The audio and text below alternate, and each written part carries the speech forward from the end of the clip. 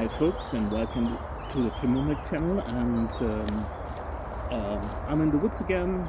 Surprise, surprise. And today I have something, well, not so special for you, but I want to give you some my 5 cents on, well, George Washington Sayers, aka Nesmo. And it is about knives and bushcraft and survival knives in general. And thing is, I want to show you some of the Nesmo designs that I forged. But first things first, I want to read a passage from Camping and Woodcraft and Camping, Nesmo, Garden City, New York. When was it published first? This one is from 1963, and these are the famous knives of Nesmo. This is a depiction in the book, and these are his words. A word as to knife or knives. These are of prime necessity and should be of the best, both as to shape and temper. The bowies in hunting knives usually kept on sale are thick, clumsy affairs, with a sort of ridge along the middle of the blade, murderous looking, but of little use, rather fitted to adorn a dime novel or the belt of Billy the Kid than the outfit of the hunter. The one shown in the cut is thin in the blade and handy for skinning, cutting meat, or eating with. The strong double-bladed pocket knife is the best model I have yet found, and in connection with a sheath knife is all sufficient for camp use. It is not necessary to take table cutlery into the woods. A good fork may be improvised from a beech or birch stick, and a half of a freshwater mussel shell. Want to try that? With a split stick by way of handle makes an excellent spoon. And that's about knives in woodcraft and camping.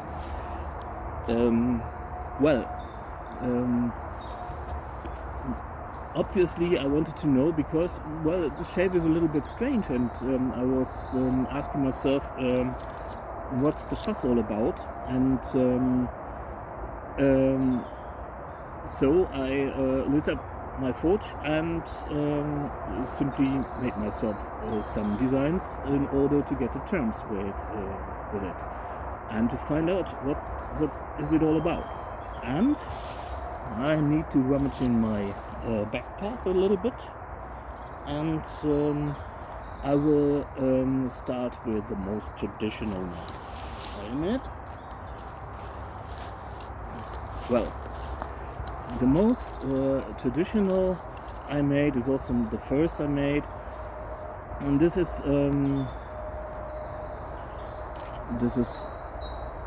a rather traditional shape, like the one in the depiction. I added a piece of copper blind cap from a plumber store, hardware store, in order to add some structural integrity. As you can see, it is not that thin in the spine, but it's rather it comes in rather handy. It's made from steel. Matthias Zwissler, really awesome tutor of mine, he taught me a lot about Damascus steel, and a lot of the things I know is I got from his teachings, and a big thank you. I will be forever grateful for that. And what the blade shape does is, if you start like that, it simply slices through the woods. It gathers up the cutting material like that. If you look at this, it's really awesome for a slicing cut like call this. And as you can see, didn't sharpen it and did some pretty hard work with it. It's this technique really works best for the shape, and this is something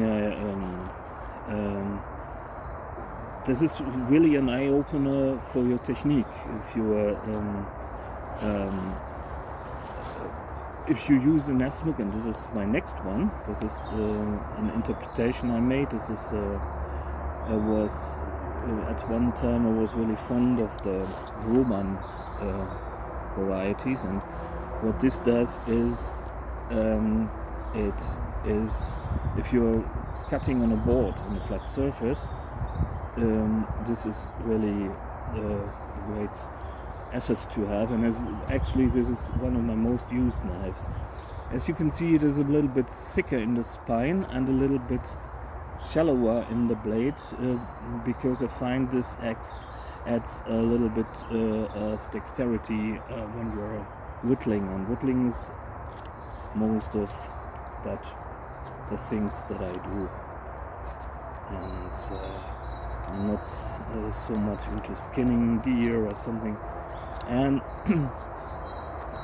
you see, if I'm going like that, well, that's not as good as on straight blade, because you only have a tiny contact area. It can be done. It works great if your knife is sharp, but you can see the blade wants to cut. It lends itself to slicing cuts more than anything, and if you do this, you really don't need a lot of effort, because the cutting material is gathered up. By the way, I'm preparing a stick for another video project I will hopefully be able to do after this one. And as you can see, these knives are really slicey by design. This is the culprit of the curved edge line. It's really a cinch, by the way, to carve thin slices of sausage or bacon or something. It also excels in the kitchen. It's really it's a slicer. If you know how to handle the blade, this is really very versatile blade. And as Nesmuk said, it was intended primarily for skinning game and stuff like that, and for kitchen tasks and for eating with. The design is really great. As a skinning knife, you can the curved edge line really excels if you want to skin. Even if you get the hold on the skin and you cut behind the skin and between the skin and the meat, that's also really great. Yes, and I did. It's just not something I do on a regular basis because I'm not a hunter. I don't have a hunting license. I did this with the Bureau of Forestry Commission. Ordered some game, and I just wanted to try out. And the gentleman, the forester, kindly showed me the how-dos, and also some hunters, and let me work on the game several times because I wanted to know and really this is one of my most used bushcraft knives. I'm reverting to pocket knives more and more because of the legal situation, but actually this one was on my belt quite a lot, that said, I obviously couldn't resist doing it all wrong. And the next one I want to show you is a knife that would have Nesmuk turning in his grave. Because, but I wanted to know if you can do one thing without compromising the other. And and here it is. I'm a little bit really, it's not what Nesmuk would have liked at all. It's just the complete opposite of what he proposed, and because this is a big brute of a knife. You see that? That's some 9 millimeters of spine thickness, and it's brutally thick. That's nothing I would normally do. But I wanted to do it all wrong in order to see what the design is capable of, even in such an application. And the thing is, the thicker the spine, the wider the blade should become. Because if you look at that, the edge line, or the thickness above the edge, is almost zero, and you get this. Imagine you get a sausage, and the sausage has this diameter, and you don't want to split the sausage if you want to have a thin slice of sausage which is tastier than if you just hack it with an axe. By the way, my carving axe does a pretty great job at that too, but that's for another video. So you get a great height in the blade, and the sausage would have this diameter. So you're not cutting with the spine. The spine doesn't even reach the diameter of the sausage. If you got a bigger sausage, of course, that's. But for that part where you are within the confines of the height of the blade, you are actually able to do some pretty fine slices. So that's the thing. It just happened a little bit by accident, because originally I wanted to do it all wrong, and actually it's not that bad at cutting. And less talky, more walky. You see that? Even in this application, it is actually the edge line that does the work. And because gathering up the material is what this does. And it is a little bit like a recurve blade, but a recurve blade is a pain in the ass to sharpen, and this is what can be really annoying if you are not yet experienced when carving and stuff. But I want to show you something else. If you this is a rotten branch. It's just, and you see that it's also an awesome chopper, obviously, because of the heft of the blade. And the blade is some crappy spring steel, by the way, as on the last one. The last one was also some crappy spring steel junk. Actually, I got from the car mechanic. I forged the blade for him, and he just put a lot of steel into my smithy. Then I don't have a smithy at this moment, so I must while away my time making crappy videos on YouTube. So But I hope to get one soon again, and as you can see, well, carving with it is perfectly possible. It's not actually it's not ideal, obviously. If I would take my Victorinox, that would be a really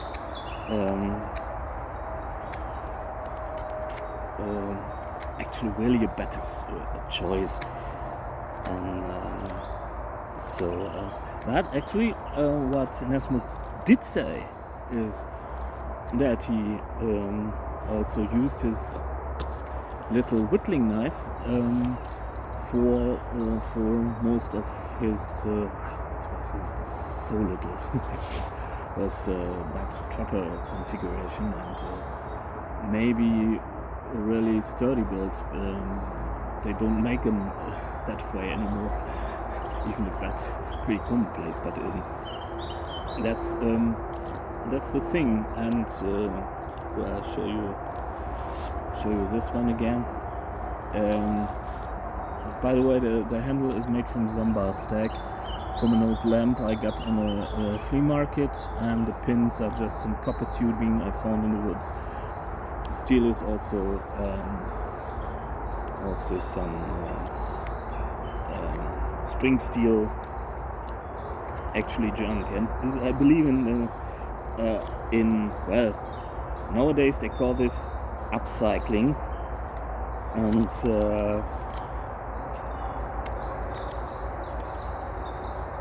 well, look at that. But a lot of people are like, well, spring steel doesn't get a hard enough temper, and at one point we get a Rockwell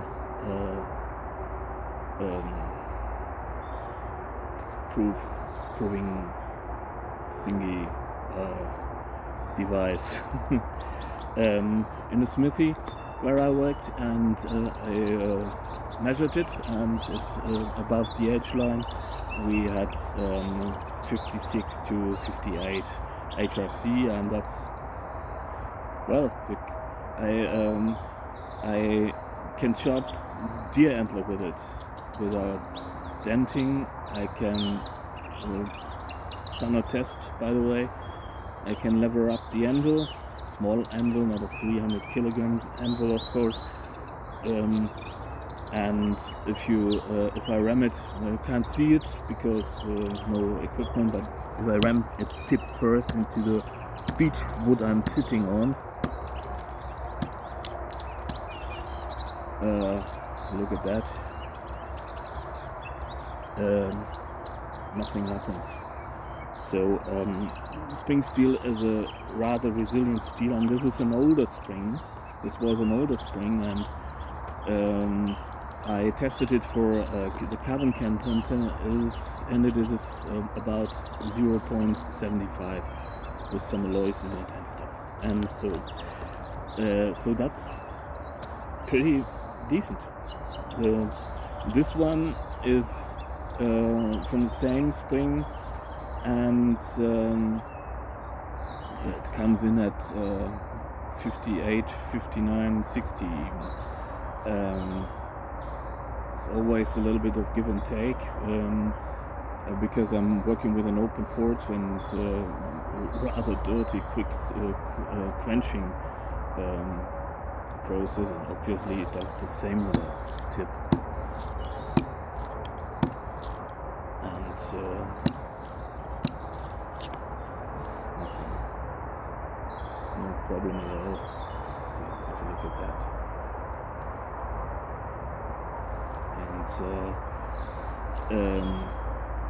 So we got a lot of things back to front. It's just simple steels like that. Well, obviously inferior to some Magna Cut, Sleipner. I love Sleipner steel, really awesome. 14C 28 and 690N or Nylox or something like that. Those are awesome steels, and they get their place and time. But on the other hand, carbon steels like that, simple carbon steels like that, have been used for millennia. That's millennia. And there's no such thing as the magical sorcery steel. And so you need to sharpen it. And what do you do with a 64 Rockwell hardness blade in the middle of nowhere? How do you sharpen it? Of course, you bring your diamond hones and stuff, and that's okay. And but you can fix this one even in a survival scenario with a lot of stuff, from a random sandstone to the underside of a toilet or a ceramic dish or something like that. All right, and it will cut again. You can keep it sharp by using a leather strap, and you can improvise a leather strap or even a wooden surface with a little bit of dirt on it. That works too, and it doesn't work for a Magna Cut blade, and I tested. It doesn't work. You need a diamond hone, you need special implements, ceramic sharpeners, and you need precision. Because if you mess up the angle of the edge, you might be in for a big problem. Because if it is too thin, too shallow, there is a certain risk that it might chip because it's just so hard. A certain risk. Obviously, those steels are really superior, and the heat treatment is otherworldly and science fiction and what have you, and cryogenic treatment and stuff. But well, they cut. They have a time and a place, especially if you are a hunter and you have maybe you get to skin 30 wild boars, and the hide of wild pigs is really dense and really encrusted with dirt, and it blunts a knife really fast. And experienced hunters use cheap butcher knives for that because they wear out in no time anyway. If you have such a knife from Magna Cut, you will be able to go through those 30 wild pigs with no sharpening at all. It will be still functional after the 30th skin, or maybe someone said that once. I don't know if anyone tested. But that said, as a conclusion, I can say that the Nesmith shape still has really interesting properties for bushcraft settings, especially if you're a hunter. Because of those slicing motions, it is not always possible when you're carving to use a slicing motion. You should cut, not press. But in some applications, well, it just doesn't come to be. So also, if you're into food prepping or collecting herbs or stuff, or want something cut really thin and precisely, maybe that's a thing to look into. Just don't fall for the trap that thicker is better. As I said, I did it all wrong with that, and it does cut because I didn't want to do it too wrong. I still wanted it to be a functional knife, so I didn't mess it up completely on purpose. So why should I? I wanted to use that knife, and it would be a shame to throw away the materials. But don't fall for the trap of all these survival knives. Well, thicker isn't always better. There's a little balance you have to acknowledge, and just look at it more garbage. I have rarely seen anyone wrecking a garbage, and it isn't the thickest knife there is. It's 3.2 millimeters in the spine, and it's still slicey within the confines of the specifications, and actually I rarely, and those people who wrecked the garbage really abused it, rammed it into car doors, and it doesn't make sense. You take care of your tools, especially if you're in a survival or bushcraft setting. You don't know. It might be in a military setting. If you need to lever up ammunition boxes, but that's no longer the case. You don't have to lever up ammunition boxes anymore. It would cost too much time to open ammo crate these times, because warfare has changed, so they don't make them that way anymore, at least most of the time. And if you want to breach a door or something, well, in a pinch you might use your knife, but you can use a tomahawk, all right, or a pry bar, or you get some implements to. It might be in a pinch, and if you're in a pinch in a military situation, the integrity of your knife is the last thing you should be worried about. And that said, not a big fan of that. I don't even like to talk about that. But times being as they are, I possibly have to acknowledge that. But that said, Nesmuk knives are not survival knives. They are intended as cutters, as slicers. They're very motion on the edge line. Even if you really mess it up with a spine as thick as my finger, it still slices, and that's a really fascinating thing. And it's easy to sharpen, not a recurve where you need some round sharpening implement. You can do that, obviously, but this is far easier to maintain than a recurve blade. And because a recurve blade, I have recurve blades cut into my leather strap. Not funny. And so the thing is, don't get them too thick, and you will be left with a really awesome slicer. And this goes for a lot of Nesmuks. And you might even consider getting some kitchen knife design. There are from German manufacturing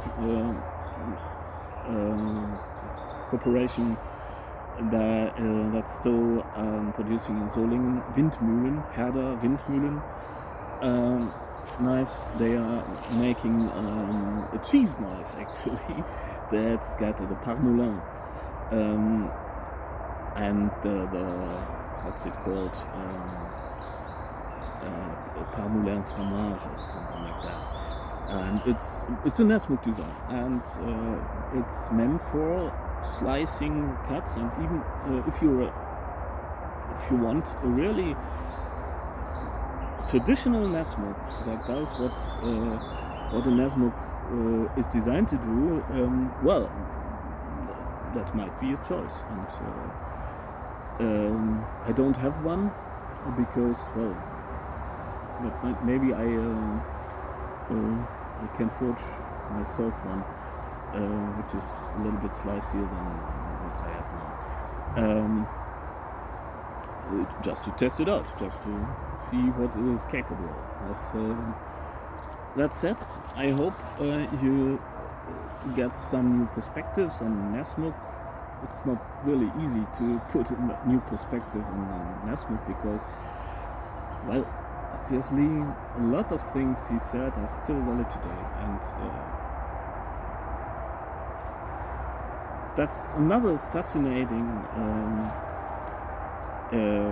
thing to notice, because if you read the book, there are a lot of things. Obviously, in Germany, you can't just chop down some trees to build yourself a shelter. That's not working. But a lot of things are still valid today, and so traditional bushcraft does have a time and place, and we know more today, and that's a good thing. It's never a bad thing to learn things. So that said, I hope I managed to get you inspired to try something new, to get out in the woods and have a little bit of fun with sharp objects. And we all juggle knives. And I hope you enjoyed the video, and hope to see you soon. Bye. Take care.